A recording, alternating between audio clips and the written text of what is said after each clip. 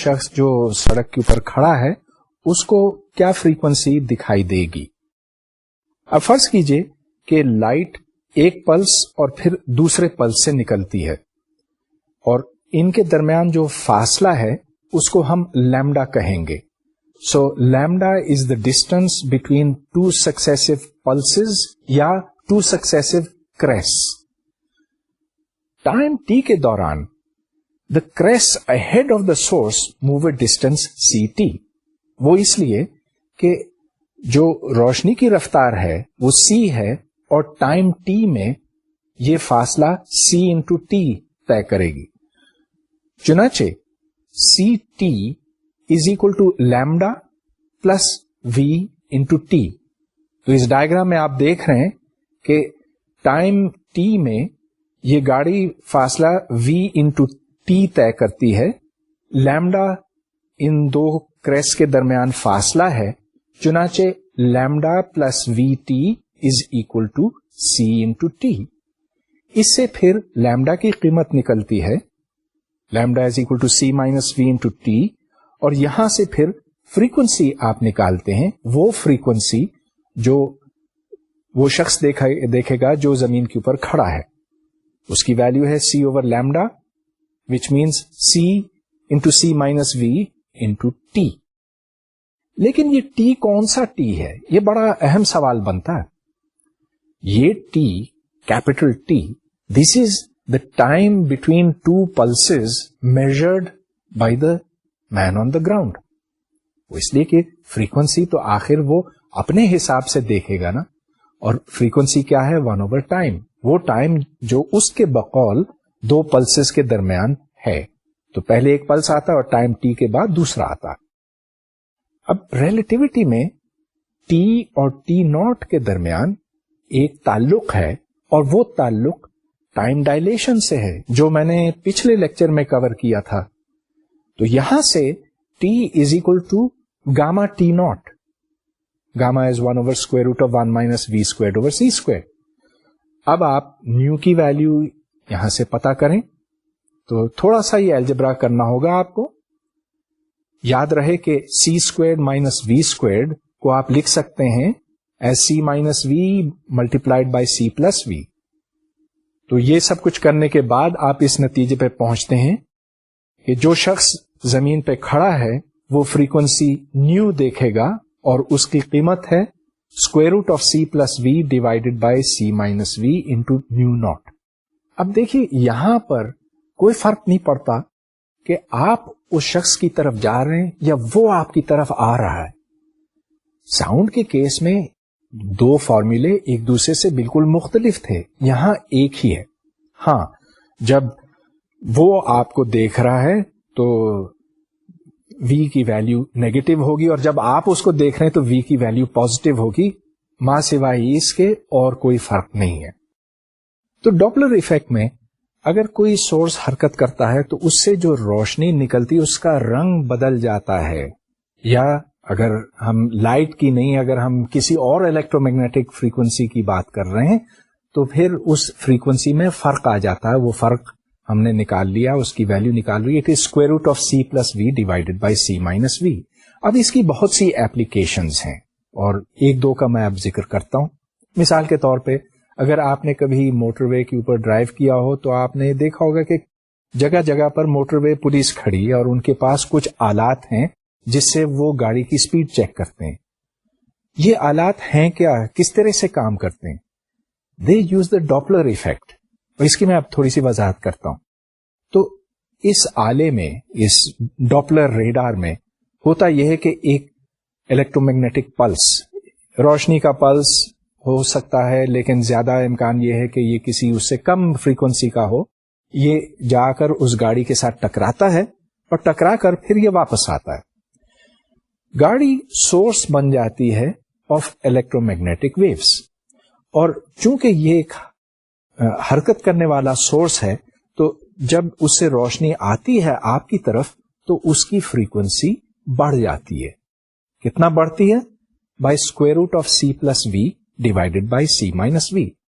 چنانچہ اس آلے کے اندر, اس ریڈار ڈوپلر میں آپ یہ میجر کرتے ہیں کہ جو فریکوینسی آپ نے بھیجی تھی اور جو فریکوینسی آپ کو واپس ملی، ان دونوں میں فرق کتنا ہے.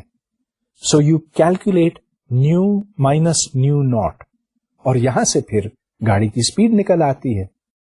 اب یہ تو گاڑی کی مثال تھی، لیکن اس کے علاوہ اس طرح کی اور بھی بہت سی مثالیں ہیں. اگر ایک جہاز کی سپیڈ آپ میجر کرنا چاہتے ہیں ڈاپلر ریڈار سے، تو وہ بھی اسی طرح سے ہوگی، اور سیٹلائٹ کی بھی.